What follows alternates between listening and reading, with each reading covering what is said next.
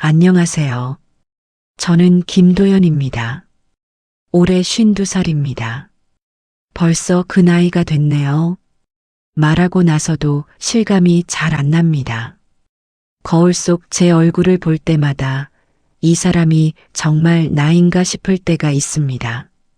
눈가에 잡힌 주름, 희끗희끗해진 머리카락. 세월이라는 게 참 조용히 그리고 빠르게 지나가더군요. 저는 서울 마포구 골목 안쪽에서 작은 인쇄소를 운영하고 있습니다. 아니, 운영했다고 하는 편이 더 정확하겠군요. 28배 직원 2명짜리 가게를 인수해서 그때부터 지금까지 꼭 24년을 이 일만 했습니다. 명함, 청첩장, 회사 카탈로그, 학교 졸업 앨범까지 세상에 종이가 필요한 곳이라면 어디든 달려갔습니다. 성실함 하나로 버텼습니다. 그게 제 전부였으니까요. 여러분은 어떠신가요? 평생 한 가지 일만 바라보며 달려온 적이 있으신가요? 저는 그랬습니다. 새벽 6시면 어김없이 가게 셔터를 올렸고 밤 11시가 넘어야 집에 들어갔습니다. 아내는 늘 혼자 밥을 먹었고 딸아이가 크는 것도 저는 어쩌면 사진으로 더 많이 봤을지 모릅니다. 그래도 괜찮다고 생각했습니다. 성실하게 살면 반드시 보상이 온다고 그걸 철칙처럼 믿었습니다. 그런데 올해 봄이었습니다. 벚꽃이 한창 피던 4월 초였어요. 가게 앞 골목에도 분홍빛 꽃잎이 날리던 그날 오전, 전화 한 통이 왔습니다. 15년 넘게 거래해온 출판사 한 곳이었습니다. 담당자 목소리가 평소와 달랐습니다. 건조하고 짧았습니다. 사장님, 죄송한데요. 이번 달부터 거래처를 바꾸기로 했습니다. 짧은 침묵이 있었습니다. 저는 수화기를 쥔 손에 괜히 힘을 줬습니다. 무슨 말씀이세요? 갑자기요? 네, 갑자기 된 건 아니고요. 내부 사정이라서요. 그게 다였습니다. 15년이 그렇게 끝났습니다. 전화를 끊고 나서도 한동안 그 자리에 서 있었습니다. 벚꽃잎 하나가 가게 유리창에 붙었다가 조용히 떨어졌습니다. 저는 그걸 멍하니 바라봤습니다.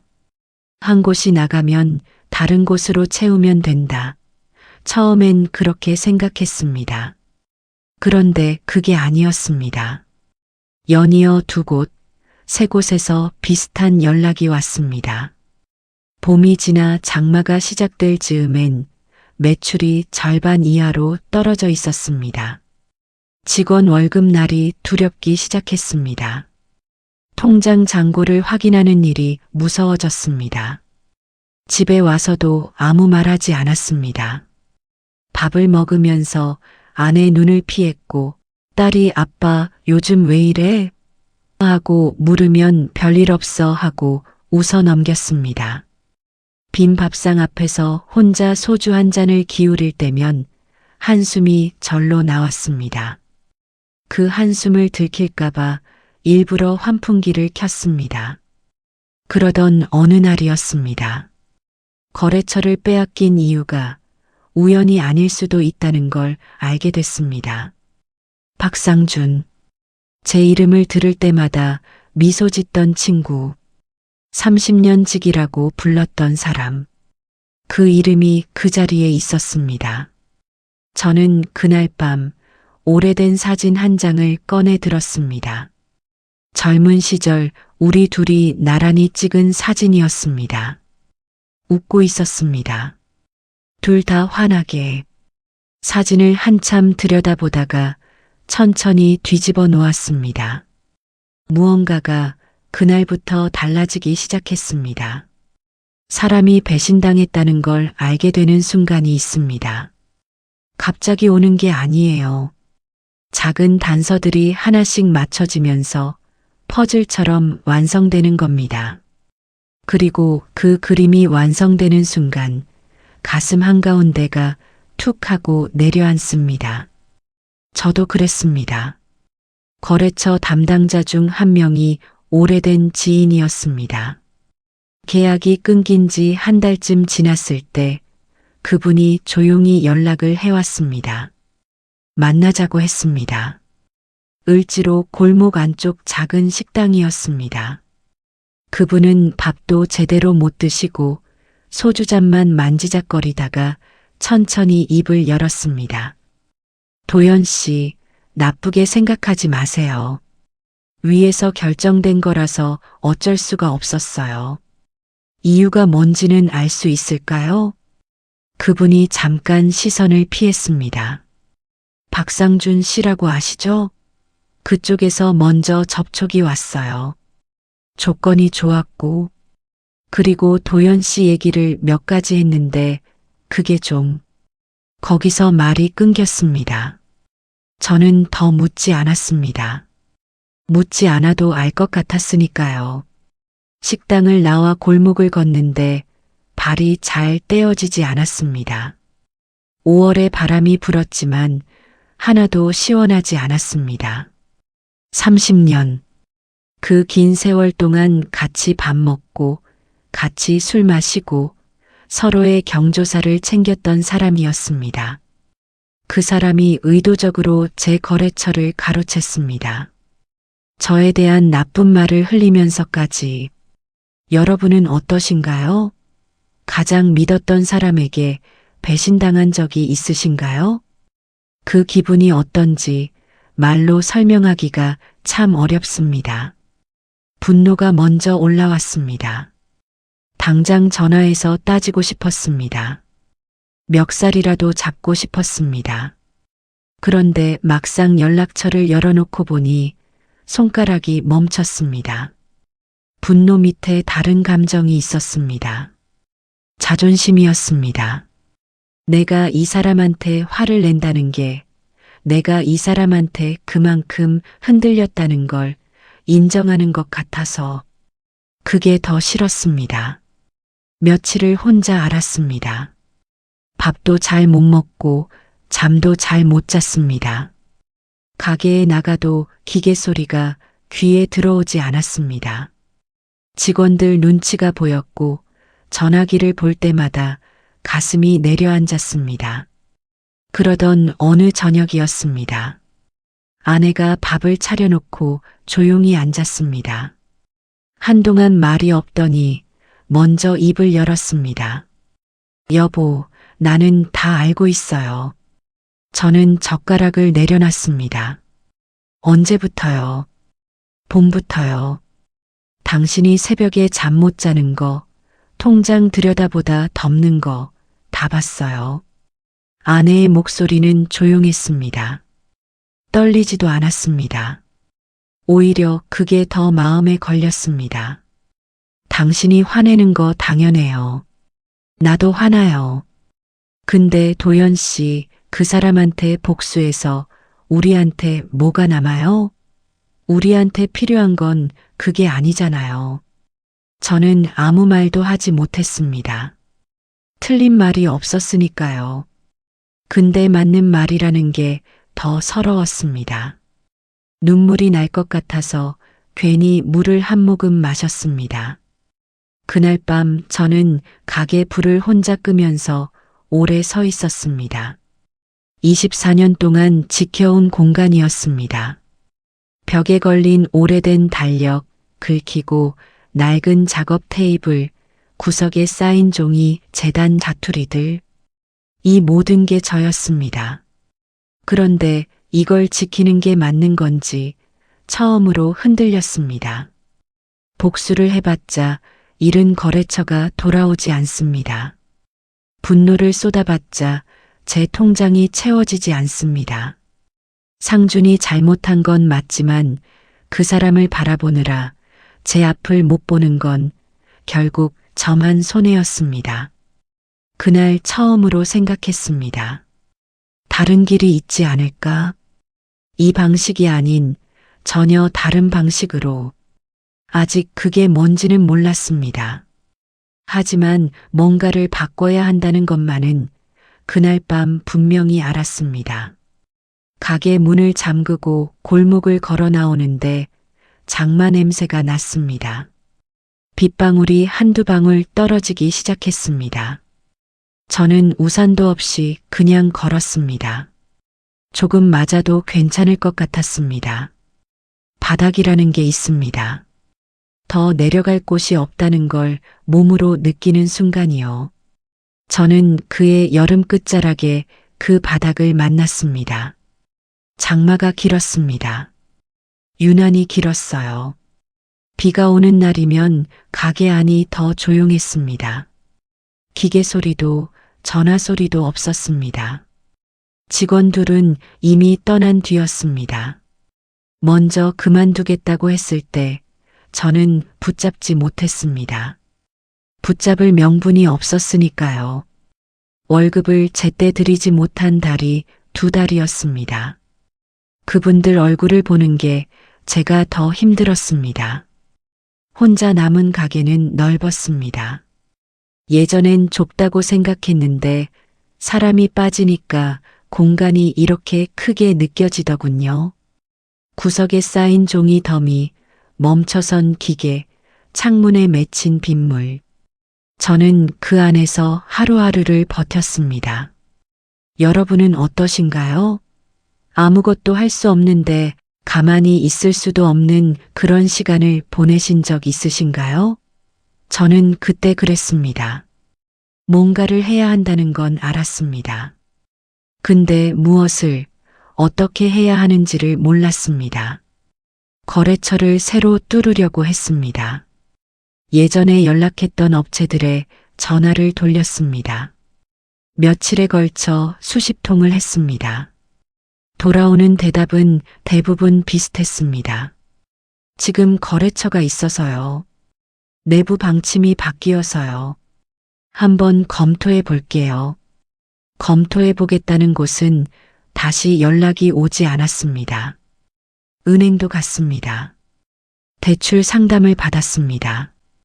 담당자가 서류를 들여다보더니 조심스럽게 말했습니다. 사장님, 현재 매출 흐름으로는 추가 대출이 어렵습니다. 담보가 있으시면 모를까요? 담보. 집밖에 없었습니다. 집은 건드리고 싶지 않았습니다. 아내와 딸이 사는 곳이었으니까요. 저는 고개를 끄덕이고 자리에서 일어났습니다. 은행 문을 나서는데 발이 무거웠습니다. 그 무렵 오래된 앨범을 꺼내 든 적이 있습니다. 가게를 처음 열던 날 찍은 사진이 있었습니다. 28살의 저는 환하게 웃고 있었습니다. 앞치마를 두르고 새 기계 앞에 서서 그때는 몰랐습니다. 이 길이 이렇게 힘든 길인지, 아니, 알았어도 했을 겁니다. 그땐 그만큼 자신이 있었으니까요. 앨범을 덮으면서 생각했습니다. 내가 언제부터 이렇게 자신이 없어진 걸까? 후회가 밀려왔습니다. 더 일찍 변화를 줬어야 했는데, 거래처가 한 곳에 너무 치우쳐 있었는데, 디지털로 넘어가는 흐름을 알면서도 외면했는데, 하나씩 떠올릴수록 제 선택들이 하나하나 잘못 놓인 바둑돌처럼 보였습니다. 되돌릴 수 없는 것들이었습니다. 밤이 깊어지면 더 힘들었습니다. 가족이 잠든 걸 확인하고 혼자 부엌에 앉아 있으면 고요한 게 오히려 무서웠습니다. 냉장고 소리, 시계 소리, 그 소리들이 유독 크게 들렸습니다. 빈 컵을 손에 쥐고 멍하니 있다가 그냥 엎어놓고 방으로 들어갔습니다. 아내는 눈치채고 있었을 겁니다. 아무 말하지 않았지만 아침마다 밥을 꼭 차려놨습니다. 반찬이 많지 않아도 국은 꼭 끓여놨습니다. 저는 그게 고마우면서도 더 미안했습니다. 이 사람한테 이런 걱정을 시키고 있다는 게 그러던 어느 저녁이었습니다. 딸아이가 학교에서 돌아와 가방을 던지듯 내려놓더니 제 옆에 슬쩍 앉았습니다. 25살 디자인을 공부하는 아이입니다. 평소엔 제 일에 별 관심이 없었는데 그날은 달랐습니다. 아빠, 나 요즘 SNS에 포트폴리오 올리잖아. 그거 보면 소규모 업체들이 디자인 외주 엄청 찾거든. 저는 무슨 말인지 잘 몰라서 그냥 들었습니다.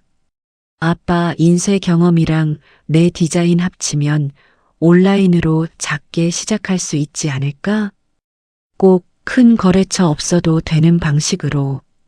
짧은 침묵이 있었습니다. 저는 딸 얼굴을 바라봤습니다. 진지한 눈이었습니다. 장난이 아니었습니다. 아빠가 그런 걸 할 수 있겠냐? 해봐야 알지. 딸은 그렇게 말하고 일어났습니다. 가볍게, 아무렇지 않게. 근데 그 말이 오래 남았습니다. 해봐야 안다. 당연한 말인데 저는 그 당연한 걸 까맣게 잊고 있었습니다.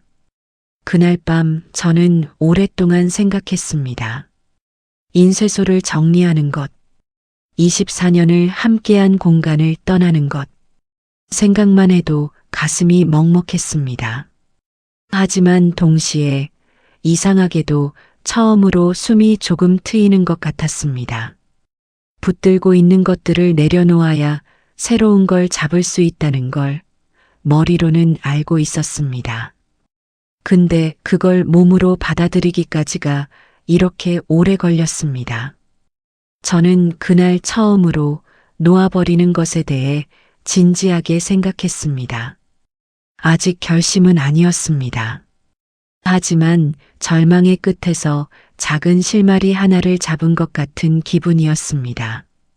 가느다랗고 불확실하고 끊어질 것 같은 실이었지만 그래도 실이었습니다. 저는 그걸 놓지 않기로 했습니다. 새로 시작한다는 게 처음엔 그냥 버티는 것처럼 느껴졌습니다. 인쇄소 문을 닫던 날을 지금도 기억합니다. 이른 아침이었습니다. 아무도 없을 때 혼자 가고 싶었습니다. 마지막으로 기계를 한번 쓸어보고 작업대를 닫고 셔터를 내렸습니다. 철컹 하는 소리가 골목에 울렸습니다. 발길이 떨어지지 않았습니다. 그냥 셔터 앞에 서서 한동안 있었습니다. 얼마나 있었는지 모릅니다. 그렇게 24년이 끝났습니다. 집 안작은 방 하나를 작업실로 꾸렸습니다. 책상 하나, 컴퓨터 하나, 그게 전부였습니다. 딸아이가 프로그램 사용법을 가르쳐 줬습니다. 처음엔 마우스 잡는 것도 어색했습니다. 메뉴 하나 찾는데도 한참 걸렸습니다. 딸은 답답할 법도 한데 소리 한번 높이지 않았습니다. 아빠, 천천히 해도 돼. 급한 거 없어. 그 말이 그렇게 고마울 수가 없었습니다. 누군가한테 천천히 해도 된다는 말을 들어본 게 얼마만인지 몰랐습니다. 처음 몇 달은 수입이 거의 없었습니다. 소규모 업체 명함 디자인 한두 건, 작은 카페 메뉴판 한 건, 이게 다였습니다. 예전 매출과 비교하면 초라하기 짝이 없었습니다. 근데 이상한 건 그게 창피하지 않았습니다. 예전엔 체면이 많았는데 바닥을 한번 찍고 나니까 체면보다 실제가 더 중요해졌습니다. 여러분은 어떠신가요? 나이가 들수록 새로운 걸 시작하는 게 두렵지 않으신가요? 저는 두려웠습니다. 매일 두려웠습니다. 근데 두려운 채로 그냥 했습니다. 그것 말고는 방법이 없었으니까요. 딸이 SNS에 저희 작업물을 올리기 시작했습니다. 사진을 잘 찍어서 올렸습니다. 아버지와 딸이 함께하는 소규모 디자인 작업실이라고 소개했습니다. 처음엔 반응이 없었습니다.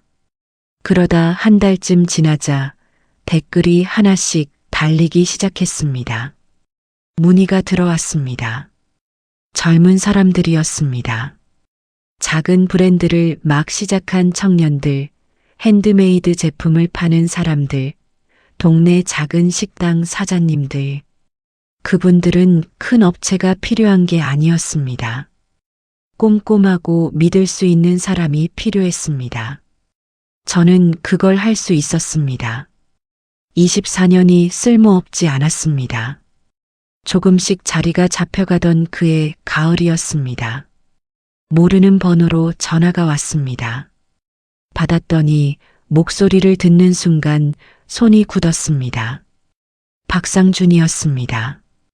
도연아, 나야. 잘 지내냐? 아무렇지 않은 목소리였습니다. 그게 더 어이없었습니다. 저는 잠시 아무 말도 하지 않았습니다. 무슨 일이야? 오랜만에 얼굴이나 보자. 사실 제안할 게 있어서. 나 요즘 사업 확장 중인데 같이 해보면 어떨까 싶어서. 가슴 한쪽이 싸늘해졌습니다. 이 사람은 자신이 무슨 짓을 했는지 모르는 걸까요? 아니면 알면서도 이러는 걸까요? 둘 다 같은 말이었습니다. 저는 창밖을 바라봤습니다. 가을 햇살이 들어오고 있었습니다. 작업실 책상 위에는 그날 마무리해야 할 작업물이 펼쳐져 있었습니다. 작은 빵집 로고 디자인이었습니다. 소박하고 따뜻한 것이었습니다. 저는 천천히 입을 열었습니다. 상준아, 나는 괜찮다. 근데 같이 하는 건 어렵겠다. 왜? 조건 들어보지도 않고? 조건 문제가 아니야. 짧은 침묵이 흘렀습니다. 내가 지금 하는 일이 작아 보일 수 있어. 근데 나는 이게 좋다. 이걸 지키고 싶어. 전화를 끊고 나서 손이 약간 떨렸습니다. 분노 때문이 아니었습니다. 오히려 그 반대였습니다. 오랫동안 가슴속에 맺혀있던 무언가가 조용히 풀리는 느낌이었습니다. 복수하고 싶었던 마음이 없었던 건 아닙니다. 그 사람 앞에서 당당하게 서고 싶은 마음도 있었습니다. 그런데 막상 그 순간이 오고 보니 제가 원한 건 그게 아니었습니다. 제가 원한 건 그냥 내 방식대로 살아가는 것이었습니다. 그날 저녁 아내가 물었습니다. 무슨 일 있었어요? 표정이 달라 보여서 저는 잠깐 생각하다가 웃었습니다. 아니, 그냥 오늘 정리가 좀 된 것 같아서. 아내가 말없이 제 손을 한번 잡았다가 놓았습니다. 그걸로 충분했습니다. 창밖에 가을이 깊어가고 있었습니다. 나뭇잎이 지고 있었지만 이상하게 쓸쓸하지 않았습니다. 지는 것들이 있어야 다음이 온다는 걸 이제는 조금 알 것 같았습니다. 저는 다시 작업 화면을 열었습니다. 빵집 로고를 마저 완성해야 했습니다. 봄이 다시 왔습니다. 꼭 1년 전 벚꽃이 지던 날 전화 한 통으로 모든 게 흔들렸습니다. 그런데 올해는 같은 꽃이 피는데 마음이 달랐습니다. 가게 앞 골목을 걷는데 꽃잎이 날렸습니다. 예쁘다고 생각했습니다. 작년엔 그럴 여유가 없었는데 작업실에 햇살이 들어왔습니다. 책상 위엔 처리해야 할 주문 목록이 놓여 있었습니다. 많지 않았습니다. 하지만 꾸준했습니다. 그게 지금의 저한테는 충분했습니다. 딸아이와 함께 일한 지 6달이 넘었습니다. 처음엔 서로 의견이 부딪힐 때도 있었습니다. 저는 오래된 방식에 익숙했고 딸은 새로운 방식을 원했습니다. 작은 것들로 티격태격했습니다. 근데 그게 나쁘지 않았습니다. 오히려 그 과정에서 딸을 처음으로 제대로 들여다본 것 같았습니다. 이 아이가 이렇게 단단한 사람이었구나. 이렇게 자기 생각이 뚜렷한 사람이었구나. 그걸 52살이 돼서야 알았습니다. 어느 날 저녁 딸이 작업을 마치고 기지개를 켜면서 말했습니다. 아빠, 나 이 일 재밌어. 저는 모니터를 보다가 딸을 봤습니다. 그래? 응. 아빠랑 같이 하는 것도 생각보다 괜찮고, 생각보다 라는 말이 웃겼습니다.